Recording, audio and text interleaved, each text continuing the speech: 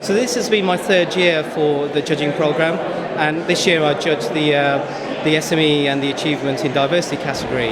The quality of entries this year were even better than last year, both in terms of content around the submission and the quality of information, particularly financial data, to help explain some of the reasons why they felt as worthy winners. And it was a marked difference to the year before.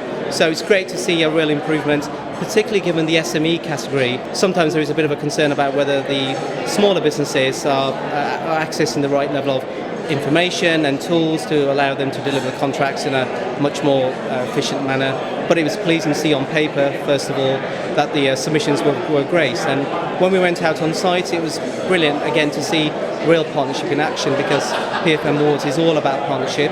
And for another year, it was great to see real innovation, real application of data in particular in action, particularly again with the SME category, where you saw the importance of how data can change behaviours positively around the profession and in particular on those contracts. So for me, it's always pleasing to be on site.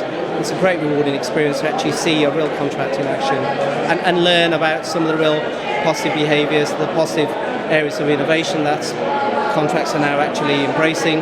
And also, given the achievements in diversity category was a new category for us, learning again about great behaviours, great initiatives around the sector.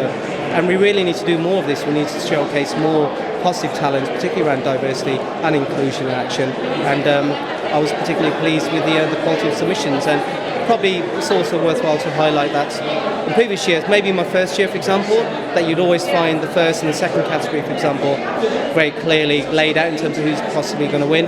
And the third category has always been a bit on the side a bit in terms of the quality of submission, whereas this year, certainly with my co-judge in those categories, it was pretty hard this year to really identify who the outright winner was, which I think again is a great positive movement in the sector, that we can see some real positive, credible entries coming forward, and it's great.